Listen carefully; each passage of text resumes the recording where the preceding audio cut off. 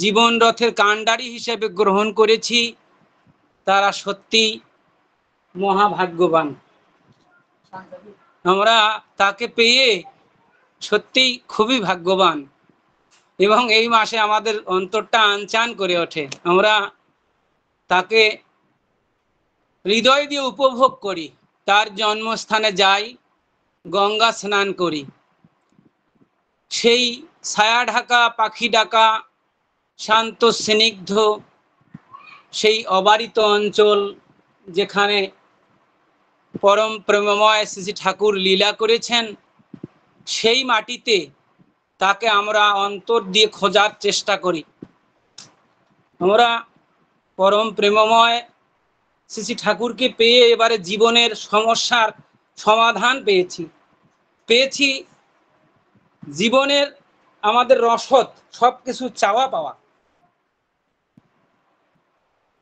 আজকে শ্রী ঠাকুর আমাদেরকে কি দিলেন, আমরা কি পেলাম, তাকে পেয়ে আমরা কতটা ভরপুর হলাম, এটাই দেখার বিষয়, জানার বিষয়। আজকে এই বাংলাদেশে এক নির্ভীত পল্লীতে কীর্তিনাশা পদ্মার পারে জন্মগ্রহণ করে সমস্ত পৃথিবীর মানুষের জীবনের যে রসদ তা তিনি আমাদেরকে দান করলেন। আমরা তাকে পেয়ে এবারে ধন্য হলাম।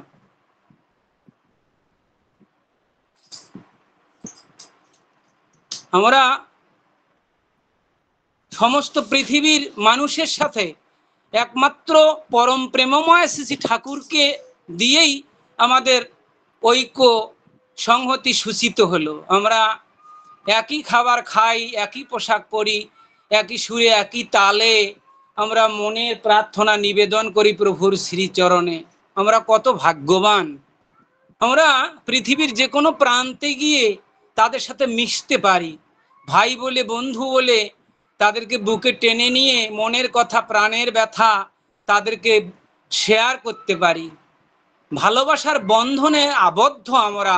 আর এর মূলে যিনি, ভালোবাসার আধার যিনি, এবারে একমাত্র কয়েন যা দিয়ে পৃথিবী কেনা যায়, সেই ভালোবাসার কয়েন যার হাতে, আমরা তাকে পেয়ে সেই ভালোবাসার বন্ধনে আমরা একে অপরের সাথে, সেই সতীর্থদের সাথে আমরা হৃদয় বিনিময় করি। ঠাকুর বলেন হৃদয় বিনিময় ভালোবাসার একটি লক্ষণ। আর এই লিঙ্কের মধ্যেই আমাদের জীবনের যে হৃদয় বিনিময়, সেই হৃদয় বিনিময় আমরা করে থাকি। আজকে প্রভুকে নিয়ে আজকে আমার মায়েরা দাদারা যেভাবে মেতে উঠেছে সমস্ত পৃথিবীতে, পরম পূজ্যপাদ শ্রী শ্রী দাদা আশীর্বাদ করেছিলেন এই ডিজিটাল যুগে আমাদের ডিজিটাল ভগবানের যে দর্শন, প্রেম, ভালোবাসা কি করে সমস্ত পৃথিবীতে ছড়িয়ে দেওয়া যায় মুহূর্তের মধ্যে, কি করে মুহূর্তের মধ্যে একে অপরের সাথে আমাদের পরিচিতি লাভ করা যায়, সমস্যার সমাধান অন্যের কাছ থেকে পাওয়া যায়।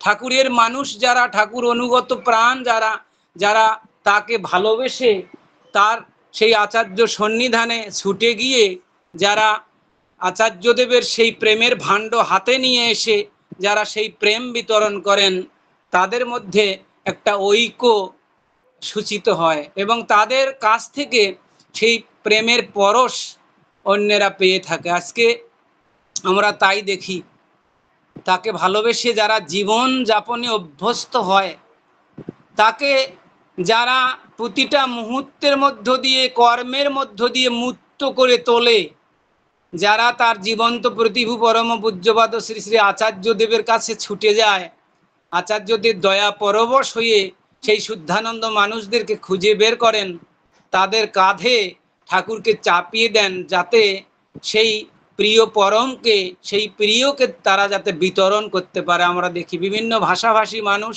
বিভিন্ন বর্ণের মানুষ যারা কিনা প্রভুকে ভালোবাসে, তারা প্রভুর সেই পর্ষদ হয় দেখা যায়।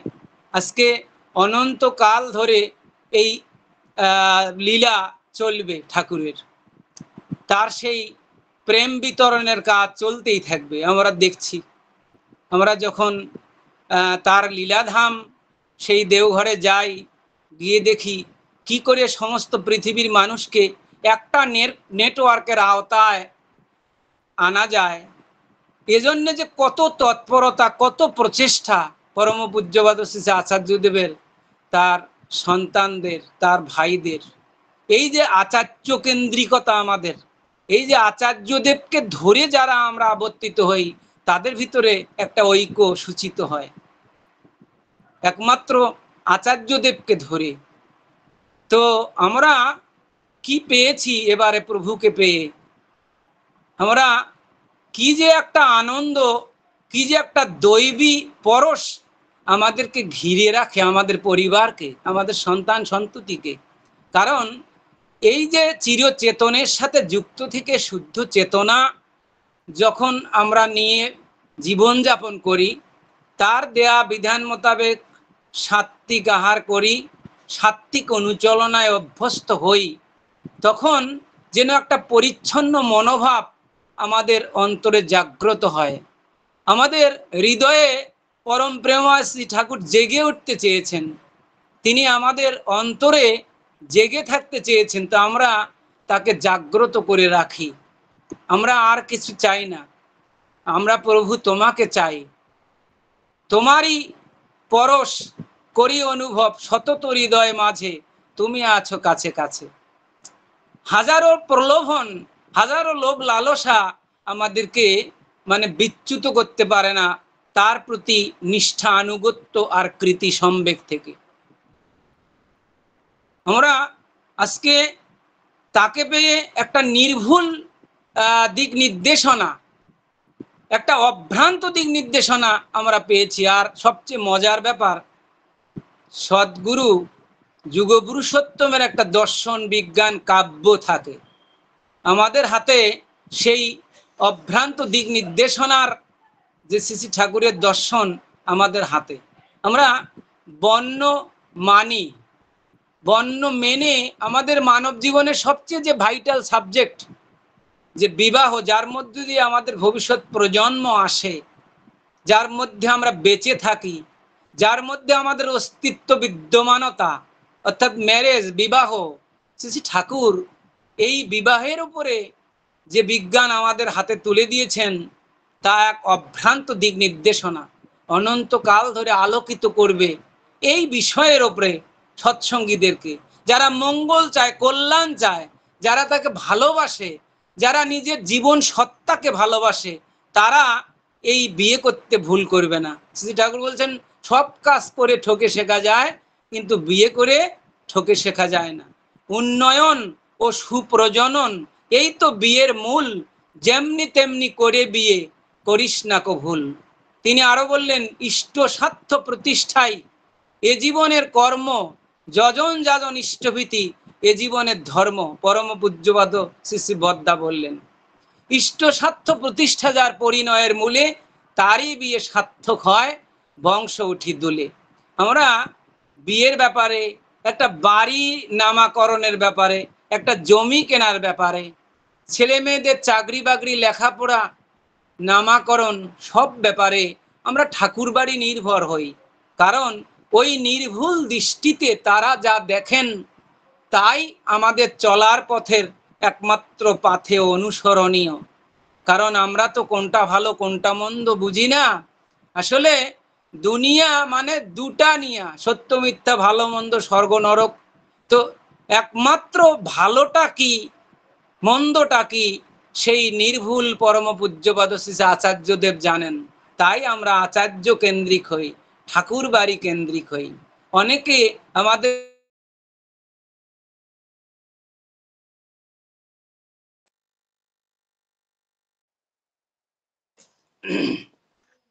দাদা শোনা যাচ্ছে? দাদা আমার কথা শোনা যাচ্ছে? আগে শোনা যাচ্ছে দাদা। ওই কারেন্ট চলে গেল, ডাটা যোগ করলাম। অনেকে আমাদেরকে নিয়ে হয়তো তারা নানান রকমের মন্তব্য করে, কিন্তু পরম প্রেমময় শ্রী ঠাকুর বলেছেন, তোমাদের হাতে যে সম্পদ রয়েছে তার কারো হাতে নেই। এমন একদিন আসবে, এই সৎসঙ্গীরাই, শ্রী ঠাকুরের অনুসারী যারা, তারাই মানুষকে আলোর পথ দেখাবে, তারাই নির্ভুল পথের, তারাই দিশারি হবে। আজকে শ্রী ঠাকুরকে আমরা আমাদের ব্যক্তি জীবনে, সামাজিক জীবনে, এমনকি রাষ্ট্রীয় জীবনে তিনি যে কথা বলেছেন তাকে প্রতিষ্ঠার মধ্য দিয়ে বিশ্ব ভ্রাতৃত্ব প্রতিষ্ঠিত হবে, বিশ্বপিতাকে প্রতিষ্ঠার মধ্য দিয়ে। আর কি করে তার প্রতিষ্ঠা আসবে তিনি আমাদের চোখে আঙ্গুল দিয়ে দেখিয়ে দিয়েছেন যে একমাত্র ওই প্রেরিত পুরুষোত্তমের জন্মভূমি এবং তার যে তিরোধান স্থান, এই জন্মস্থান আর তিরোধান স্থান এগুলিকে মানুষের জন্য উন্মুক্ত করে দিতে বলছেন। এটা হলো গণশিক্ষার মূল কেন্দ্র। শ্রী ঠাকুরও তার ব্যতিক্রম করেননি। তিনি তার সেই জন্মস্থান শিউলিতলা, সেখানে বিশ্বনন্দিত দৃষ্টিনন্দন শ্রীমন্দির, পৃথিবীর শ্রেষ্ঠাচার্য জিনিস হবে তিনি বলেছেন। আর কি বলেছেন যে এইখানে মানে হেমায়েতপুরে প্রাচ্য এবং পাশ্চাত্যের হিন্দু, মুসলমান, বৌদ্ধ, খ্রিস্টান, জৈন, ব্রাহ্মণ সবার ওখানে মানে হেমায়েতপুরে অবাধ প্রবেশাধিকার থাকবে। আর কি বলেছেন, প্রতি বৎসর ন্যায্য সামর্থ্য সংকুলান থাকিলে তোমার ওই প্রিয় পরমের জন্মভূমিতে সশরীরই অভিবাদন দিতে, নতজানু অভিবাদন দিতে কিছুতেই তাচ্ছিল্য করিও না। তার মানে প্রতি বৎসর সৎসঙ্গীরা এখানে আসবে, সকল সৎসঙ্গী। তার মানে একটা মহাসাগরীয় স্রোতের মতো জনসমুদ্র এই শ্রীমন্দিরকে কেন্দ্র করে সূচিত হবে তার জন্মস্থানে। তিনি বলেছেন যে ওই জঙ্গল থেকেই তো সব ইভলভ করেছে, তার মানে গজিয়েছে। এর মূল্য আমি নিজেও তখন বুঝতে পারিনি। তা কতভাবে কইলাম, তা কখনো শেষ হবে না, শেষ হবে না কোনোদিন। এ যে অমৃত, এ যে অফুরন্ত, তাই তো বলে একে অমৃত। তো তিনি বলছেন যে এই মহাতীর্থ, এই মহাতীর্থের মর্যাদা শ্রী ঠাকুর দিয়েছেন সকল তীর্থের সেরা তীর্থ এই হেমায়েতপুর, তার জন্মস্থান, তার শ্রীমন্দির, এই মহাতীর্থ। আজকে তিনি বলেছেন যে গ্রামে তিনি জন্মেছেন বা জন্মিবেন, সেই গ্রামকে নমস্কার করো। দরদি প্রাণের দীপক দোলনে সেই গ্রামকে নমস্কার করো। আজকে শ্রী শ্রী দাদা একটা পা রাখার জায়গা চেয়েছিলেন আমাদের সম্পাদক মহোদয় দাদাদের কাছে। আজকে বর্তমান পরম পূজ্যপাদ শ্রী আচার্যদেব বলেছেন আমি এত কিছু জায়গা জমি শ্রী শ্রী ঠাকুরের এত অনেক জায়গা জমি এটা চাই না, আমি চাই তার জন্মস্থানের সামান্য একটু জায়গা। আজকে কত আবেদন নিবেদন আমরা করছি, কিন্তু এই মানে ফোরার ওপরে মানে একে তো গভর্নমেন্ট অধিগ্রহণ করে নিয়ে সেখানে 2টি প্রতিষ্ঠান গড়ে তুললো ঠাকুরের জমিতে।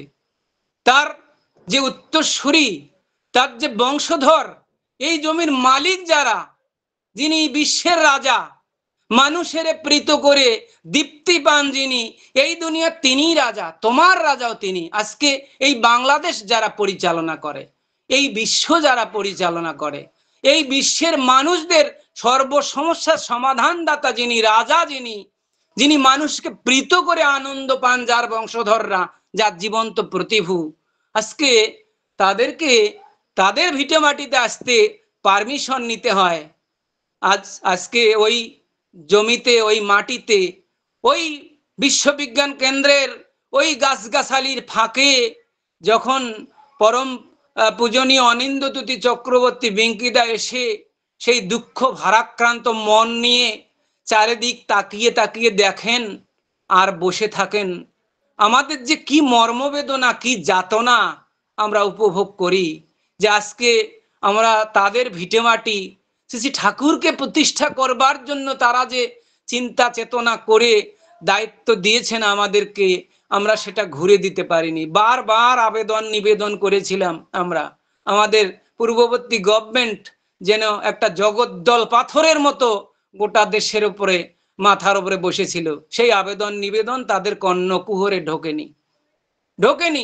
মানুষের কল্যাণ বা মঙ্গল যাতে হয়, এই যে ঠাকুর বলেছেন রাজ শক্তি হাতে পেয়ে সতের পীড়ক যারাই হয়, নিজে মরে দেশকেও মারে, রাষ্ট্রে আনে তারাই ক্ষয়।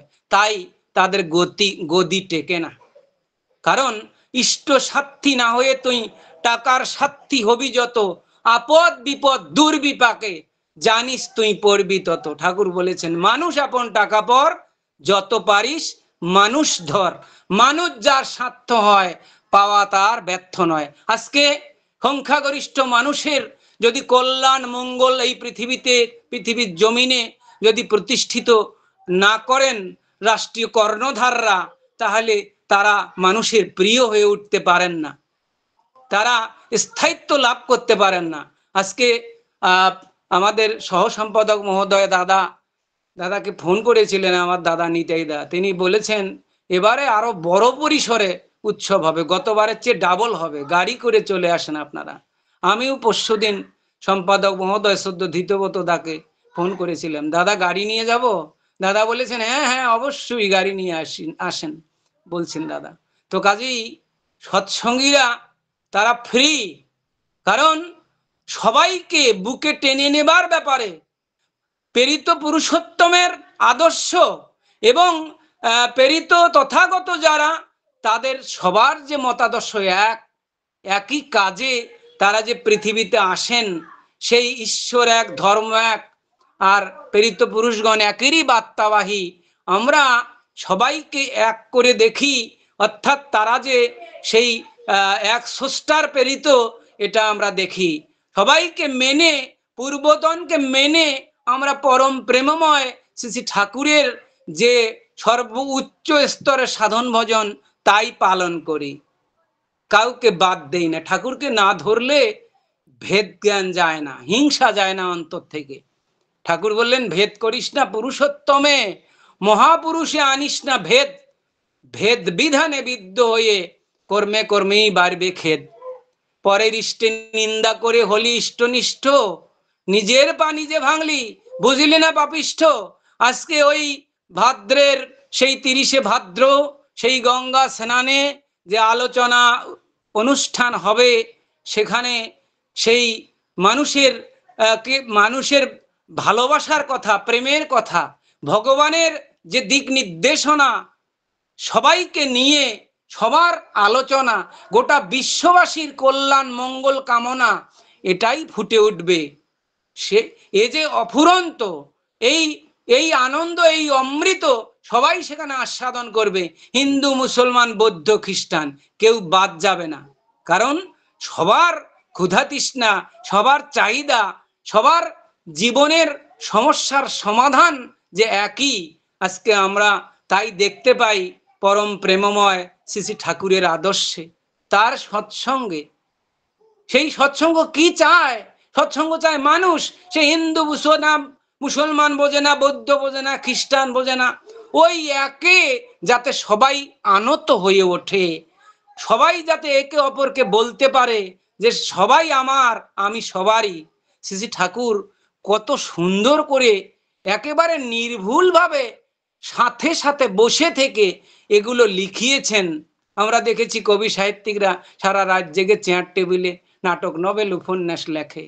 শ্রী ঠাকুর যত কথা বলেছেন, কটা কথা তিনি লিখবেন, সবাই তার পাশে বসে কাগজ কলম নিয়ে রেডি থাকতো যে প্রভু কখন কি বার্তা, কখন কি মেসেজ, জগতের সমস্যার সমাধানই কখন কি ভাগবত বিধান তিনি ঢেলে দেবেন সাদা কাগজের ওপর নীল কালিতে।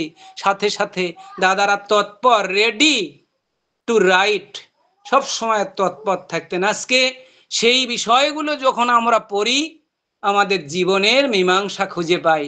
কি যে এক অত্যাচার্য দলিল! ঠাকুর বলেছেন যে ওর কানগুলো খরগোশের কানের মতো।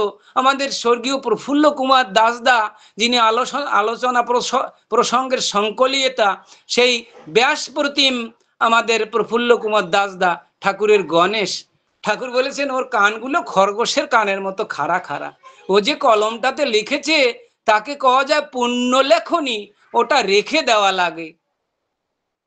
এই যে ভগবান রামকৃষ্ণ দেবের শিষ্য হয়েও শ্রী ঠাকুরকে তিনি গ্রহণ করতে পেরেছিলেন, তার মধ্যে তার পূর্ববর্তী গুরুর অস্তিত্ব, স্মৃতি, তার যে চিহ্ন, তার যে ছবি দেখেছিলেন, ঠাকুরের ছবি আর ভগবান রামকৃষ্ণ দেবের ছবি একাকার হয়ে গিয়ে যায়।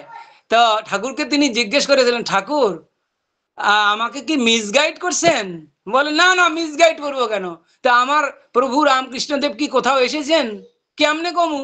খুঁজতে থাক, খুঁজতে খুঁজতে পাইয়ে যাবি নে, খুঁজতে থাক। কোথা থেকে কোথায় ডুব মেরে গিয়ে ভেসে ওঠেন তা আমি কেমনে কমু? তার সমস্ত অবয়ব যেন বলে দিতে লাগলো, হ্যাঁ তোর ধারণা ঠিক। তা বলছে, আপনি কি আমার রামকৃষ্ণদেব? ঠাকুর ফ্যাল ফ্যাল করে তাকিয়ে থাকলেন আর বললেন, মানে বোঝাতে চাইলেন যে তোর ধারণা ঠিক। তার মা খুঁজতে এসেছিলেন আশ্রমে যে আমার ছেলে প্রফুল্ল কিভাবে থাকে, কি করে, ঠাকুরের কাছে কি আকর্ষণ সে পেল, আমার চেয়ে কি বেশি আদর করে ঠাকুর? মাই একমাত্র তার আদিম মঙ্গলকামী এবং ভালোবাসার আধার। তো এই ধারণা নিয়ে একদিন প্রফুল্ল কুমার দাসদার মা খুঁজতে এসেছিলেন তাকে। এসে সবকিছু দেখে তিনি বলেছিলেন, আমি একেবারে নির্ভাবনায় রয়ে গেলাম। আমার বিশ্বাস আমার চেয়ে হাজার হাজার গুণ বেশি ভালোবাসে ঠাকুর তোকে। আহ, এখানে যে মায়েরা তার সন্তানদেরকে না পাঠাবে তারা যে কতটা ঠকে থাকবে। যে প্রফুল্ল, আমি এত আনন্দিত হলাম, এত নির্ভাবনায় থাকলাম যে আমার চেয়ে হাজার হাজার গুণ বেশি ভালোবাসে ঠাকুর তোকে। একদিন প্রফুল্লদা ঠাকুরকে বলেছিলেন এ কথা। ঠাকুর বলেন, দূর পাগল, তোর মায়ের মতো কি কেউ ভালোবাসে? আমি কি ওই ভালোবাসা তোকে দিতে পারি? আজকে কি আনন্দের বিষয়, আমাদের ছেলে মেয়েরা আজকে সৎসঙ্গীদের অন্তর এতটা উদার, এতটা ভালো। ছেলে মেয়েরা যদি ঠাকুরকে একটু ভালোবাসে, ঠাকুর বাড়ি যায়, তারা যদি নিরামিষ খায়, তারা যদি তাদের নিষ্ঠাটাকে মজবুত করে ওই পড়তে গিয়ে বিদেশ বিভূমিয়ে গিয়ে তাদের যে এই যে নিষ্ঠাটাকে তারা তহবিল করে জয়গুরু রান্না করে খায়, তখন মায়েরা খুশি হয়, আনন্দিত হয়। আজকের এই শুভ দিনে, সুন্দর দিনে আমাদের ছেলে মেয়েরা আমরা সবাই আরো বেশি করে করে প্রভুকে অন্তরে লালন করি, তাকে আরো বেশি করে জড়িয়ে ধরি। আমি কিছু চাই না, আমি তোমাকে চাই। পৃথিবী যদি চলে যায় কাঁদিতে কাঁদিতে, আমি একা পড়ে রব উদ্দেশ্য সাধিতে। তোরা যে যা বলিস ভাই, আমার সোনার হরিণ চাই প্রভু, আমি তোমাকে চাই। এই হোক আমাদের সবার ইচ্ছা, সবার প্রার্থনা। সবাইকে অন্তরস্থল থেকে আনন্দিত জয়গুরু জানিয়ে সংক্ষিপ্ত কথা শেষ করছি। জয় গুরু, সবাইকে জয়।